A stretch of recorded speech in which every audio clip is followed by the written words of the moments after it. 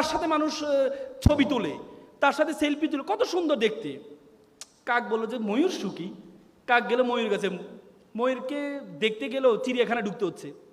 সে বলে ওরে বাবা রে, মানুষ টাকা দিয়ে তাকে টিকিট কেটে তাকে ঢুকতেছে, তার মানে তো সুখী সে। ময়ূরের কাছে গেলে ময়ূর সাহেব আপনার তো অনেক সুখী। সে বলে, আমি সুখী? হ্যাঁ আপনি সুখী, সে দেখেন সবাই আপনার টাকা দিয়ে টিকিট কেটে এসে আপনার সাথে ছবি তুলে, আপনি তো সুখী। সে বলছে আমি সুখী, আমি সুখী, আমার তো কাছে মনে হয় তো তুমি সবচেয়ে বেশি সুখী। আমি সুখী?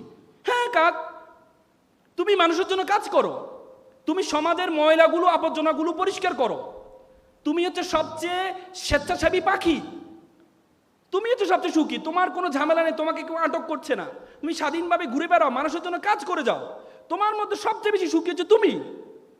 কাক তখন ভাবলো, আরে আসলে কথা তো আমি না সুখী, আমি না সুখী, আমি মানুষের জন্য কাজ করে যাই, মানুষের কাজ করে যাই, কিন্তু মানুষ কখনো আমার খাঁচার মধ্যে বন্দি করে না, খাঁচার মধ্যে বন্দি করে না, আমি অপরের জন্য কাজ করে যাই, অপরের সুখের জন্য কাজ করে যাই।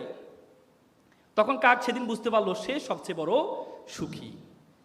আজকে যারা তোমরা সুইসাইড অ্যাটেম্প নাও, যারা সুইসাইড অ্যাটেম্প নাও,